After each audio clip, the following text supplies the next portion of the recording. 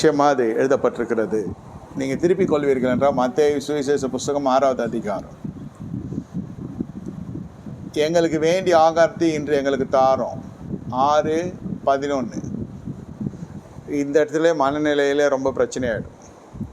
தேவன் தர்ற ஆகாரம் சாப்பிட்றோமா அல்லது நாமே ஏதாவது சமைத்து சாப்பிட்ற ஆசைப்படுறோமா? அதனுடைய பொருள் என்னென்னா, தேவன் ஒன்றும் குக்கர் வச்சு சமைச்சு கொடுக்க மாட்டார். எந்த சாப்பாடு சாப்பிட்ணும், எந்த சாப்பாடு சாப்பிடக்கூடாதுன்றத அந்த மனநிலையை நமக்கு கற்றுத் தரார். அங்கே பரலோகத்தில் பசியும் கிடையாது, தாகமும் கிடையாது, அதெல்லாம் உண்மைதான்.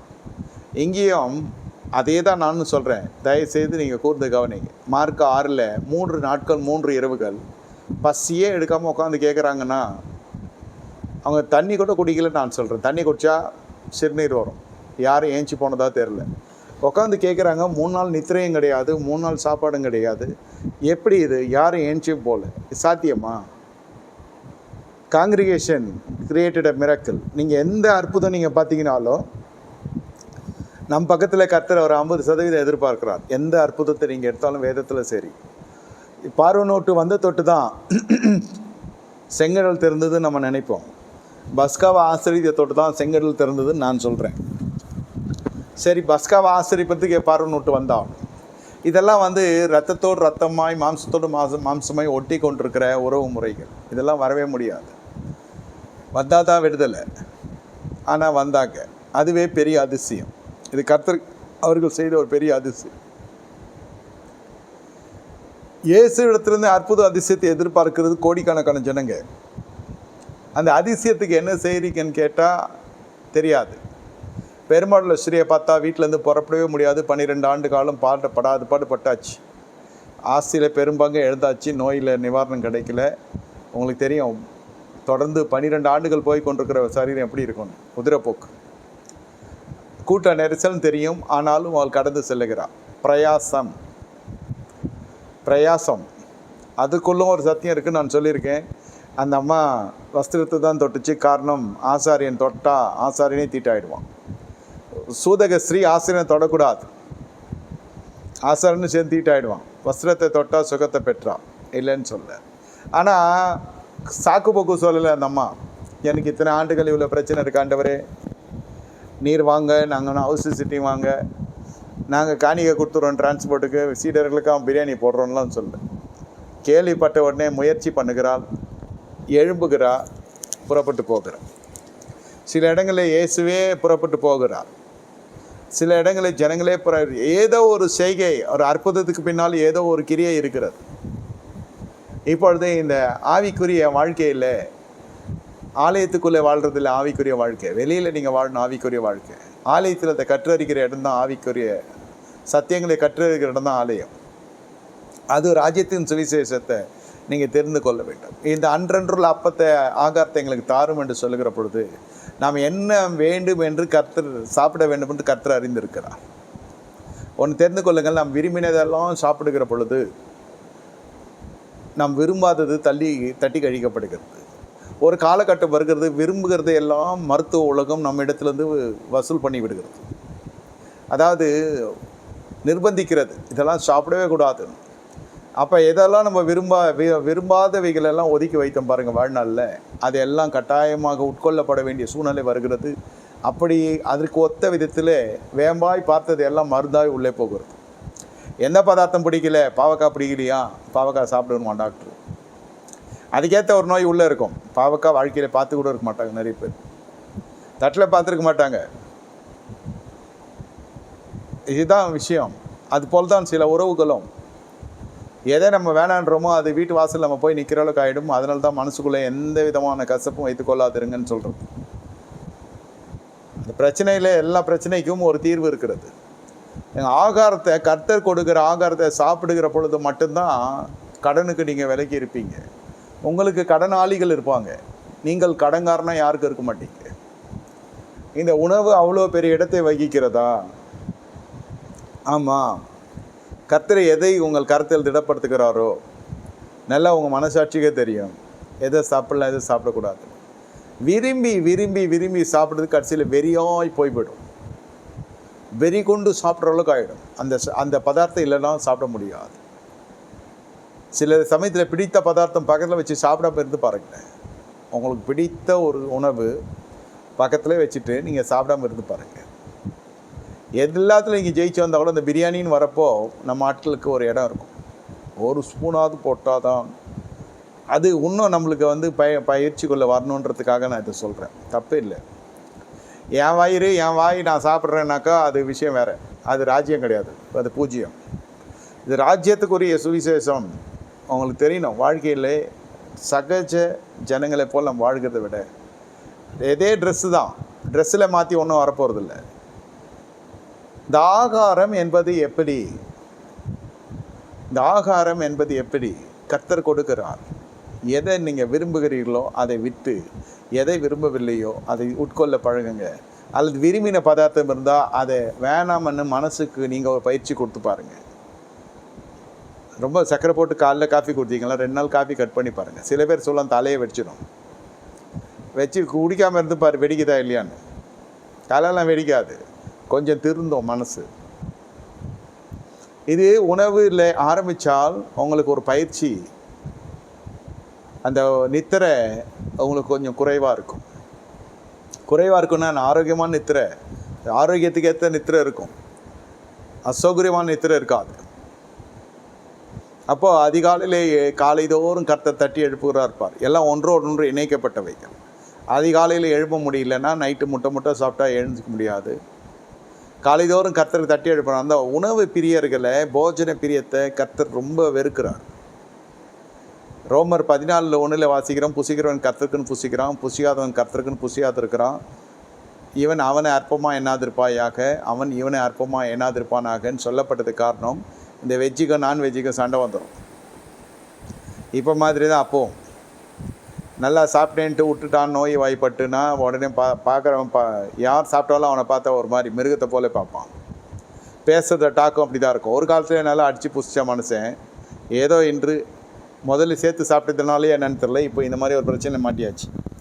இந்த கருத்து வேறுபாடுகள்லாம் வரக்கூடாதுன்னு சொன்னது தானே தவிர, இதற்குள்ளே நீங்கள் போயிட்டீங்கன்னா இந்த உணவால் அழிந்த குடும்பங்கள் நிறைய இருக்குது, நம்ம வேதத்தில் பார்த்துருக்குறோம்.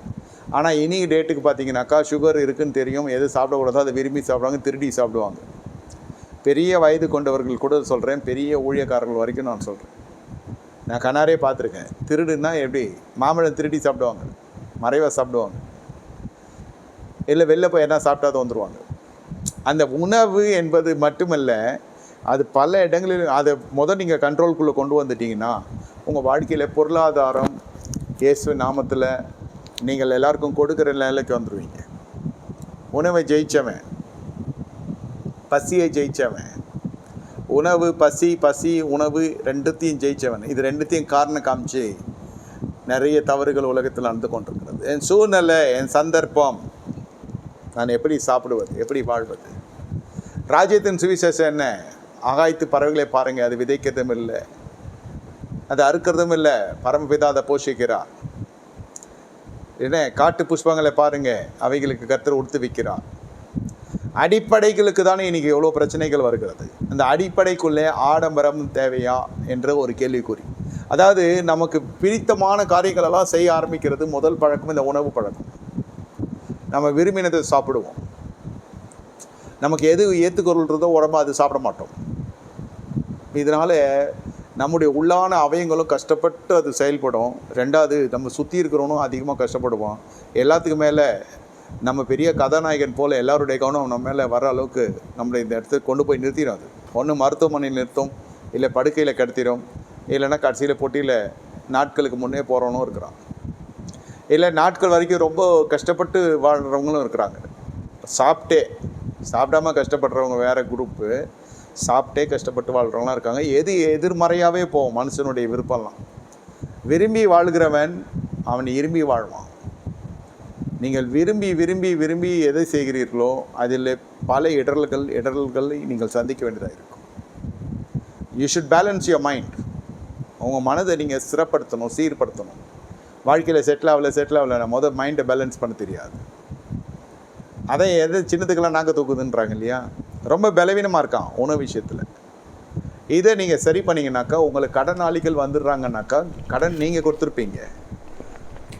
இது நடக்கிற கதை ஐயா. நானே நிறைய கடனில் இருக்கேன். நீங்கள் இதை ட்ரை பண்ணி பாருங்கள். உங்கள் பொருளாதாரத்தில் ஒரு மாற்றத்தை நீங்கள் காண்பீங்க. அது மட்டும் இல்லாமல் இந்த கடன் வறக்கக்கூடாதுன்னாக்கா நீங்கள் மன்னியாவது இருக்கிற ஜனங்கள் யாருன்னா இருக்கிறாங்கன்னா, அதான் நான் சொன்னேன், குடும்பம்னு வந்தாக்கா இதெல்லாம் நிறைய இருக்கும். இந்த ஏட்டி போட்டி, இந்த சடுகுடு விளையாட்டு, இதெல்லாம் நிறைய இருக்கும். என்னை கேட்டுக்கொண்டிருக்க தேவனுடைய ஜனமே, கர்த்தர் இந்த நாளில் அவங்க மத்தியில் அசைவாடி கொண்டிருக்கிறார். இதிலெல்லாம் நம்ம எப்படி ஜெயித்து வரப்போகிறோம்? பகைகள் ஒரு சில சூழ்நிலையில் இந்த நாளிலேருந்து நான் சொல்கிறேன், யாரையும் நொந்துக்காதீங்க. அதே சமயத்தில் நம்ம உபதேசத்தில் கேட்டு பரிசுத்த குலைச்சல் வரும் என நினைத்தா போய் பழகாதீங்க. போய் மறுபடியும் அதை புதுப்பித்து நாசமாக போயிடாதீங்க. ஆனால் அதே சமயத்தில் அது வருகிற பொழுது அதை உதாசீனப்படுத்தாதீங்க. அந்த உறவுகள் வரும், அவங்க எதிர்பார்த்துருக்க மாட்டாங்க நீங்கள். ஆனால் வந்தாலும் பழைய கசப்பை வச்சு நீங்கள் எதுவும் டீல் பண்ணாதீங்க. ஆனால் நீங்கள் பேசுகிறத பக்குவத்தை எல்லாம் பார்த்தா அவன் அடுத்த வாட்டி வரமாட்டான். இது முதல்ல பேசின பேச்சு இல்லை. இப்போ நீங்கள் ராஜ்யத்தினுடைய புத்திரில் மாறிட்டீங்க. ராஜ்யத்துக்குரிய காரியங்களை நீங்கள் பேசுகிற பொழுது அது அவங்களுக்கு அந்நியானமாக காணப்படும், அநீதியாக காணப்படும். அது அவங்க விரும்ப மாட்டாங்க, அவங்களே போயிடுவாங்க. இதில் என்ன நடக்குதுன்னு கேட்டாக்கா, மன்னிக்கிற சுபாவம் வரும். கடனாளிகளுக்கு உங்கள் ஆகாரத்தினால் மட்டும் இல்லை, உங்களுடைய மன்னிக்கிற சுபாவம் இருக்கிற பொழுது தான் உங்களுக்கு கடனாளிகளும் உருவாவாங்க. கடனாளிகள்லாம் நீங்கள் கொடுத்து அவங்களால கொடுக்க முடியாத சூழ்நிலை. இன்றைக்கி தலைக்கீழே சூழ்நிலை போய்கொண்டிருக்கும்.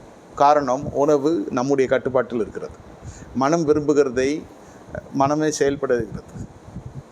மனம் விரும்புகிறதை உண்ணுகிறோம், உடல் ஏற்றுக்கொள்கிறதை நாம் எதிர்பார்க்கறதுல யோசிக்கிறது இல்லை. அதனால் என்ன நடக்குதுனாக்கா, உடல் ஆலயமாக இருக்கிற உடலை நம்ம தீட்டுப்படுத்துகிறோம். ஆமாம், நம்ம வெளியரங்கமான பாவங்கள் மட்டும்தான் தெரியும். உணவில் எவ்வளோ பாவம் பண்ணுறோன்னு தெரியாது. நான் கவுச்சி சாப்பிட்றதோ, நான் அசைவத்துக்கோ சைவத்துக்கோ அதில் நியாயப்படுத்த மாட்டேன். அசைவம் சாப்பிட்றவங்களாம் பாவின்னு சொல்ல மாட்டேன், சைவம் சாப்பிட்றவங்களாம் பரிசுத்தவான்லாம் சொல்ல மாட்டேன். எது ஒன்றுமே அளவுக்கு மீறி நீங்கள் வெறி கொண்டு சாப்பிட்டீங்கன்னாக்கா, அசைவமும் பாவம் இல்லை, சைவமும் பாவம் இல்லை. பாவியே நானாக ஆயிடுறேன். சாப்பிட்ற நான் தான் பாவியாகிடுறேன், மகா பாவியாகிடுறேன். ஏன்னா என் உடலை பார்த்துக்கொள்வது என் கருத்தில் கர்த்தர் கொடுத்துருக்கிறார். என்ன, முதல்ல என் உடலை நான் பார்த்துக்கொள்ளணும். அப்புறம் திருமணத்துக்கு பிறகு மனைவியினுடைய உடலுக்கு நான் அதிகாரி ஆகிறேன், என்னுடைய உடலுக்கு மனைவி அதிகாரியாகி மாறுகிறார். புருஷனுடைய உடலுக்கு மனைவி அதிகாரியாக மாறுகிறார். முதல்ல உங்கள் பாடியை பார்த்துக்கிறதுலாம் நீங்கள் எப்படி போய் இன்னொருத்தருடைய சரீரத்தை நீங்கள் பேணி பாதுகாக்க முடியும்? இது ரெண்டுமே ஒன்றோட ஒன்று. புருஷன் சம்பாதிக்க வேண்டும், மனைவி சமைச்சு போட வேண்டும் என்பது சட்டத்திட்டம் என்பதை எடுத்துக்கொள்ள வேணாம். மனைவி எப்படி அது அதிகாரியாக மாற முடியும்னா, என்ன கொடுக்குறான், என்ன செஞ்சால் புருஷனுக்கு நல்லாயிருக்கும் உடம்புக்குன்னு பார்த்து சாப்பிடணும். இப்போ ரெண்டுமே பெருந்திண்டிக்காரனாருன்னு வச்சுக்கோங்க. இப்போ ரெண்டுக்குமே சுகர் இருக்கு. 6லேயும் சாவு 100லேயும் சாவு. நான் போகிறேன் நீ இரு, நீ போகிறேன் நான் இரு, இந்த மாதிரி ஆகி ரெண்டுமே போட்டி போட்டு சாப்பிட்டா அவ்வளோதான், கடன் உள்ளே வந்துடும். உணவு பிரியர்களுடைய வாழ்க்கையில் கடன் வரும் என்பது தான் அதில் கொடுக்கப்படுகிற மறைமுக சத்தியம். உணவு பிரியம் என்றால் உங்களுக்குள்ளே கடன் வந்துடும். இல்லைன்னா உங்களோட சவரட்சணையில் அது சவதரிப்பில் கொஞ்சம் குறைவு வந்துடும். அப்படி இல்லைன்னா உங்களுடைய கடன் வரலைனாக்கா நோய் வந்துடும். ஏதோ ஒன்று உங்கள் கருத்துலேருந்து பணம் போகுது பாருங்கள். அப்படி இல்லைன்னா லீகல் பிரச்சனை வந்துடும். சொத்து தகராறுகள், வழக்கு மன்றம், நீதிமன்றம், வழக்காடு மன்றம், காவல் நிலையம், இப்படி போய் கொண்டு வரீங்க. சிலருடைய வழக்குகள்லாம் பார்த்திங்கன்னா அவங்க காலம் முடிஞ்சவும் நடக்கும். உணவு பிரியர் தரித்திரம் எப்படி அடைவாங்க? நேராக தரித்திரம் அடைய மாட்டாங்க. நீங்கள் நினைக்கிற மாதிரிலாம் தரித்திரம் வராது.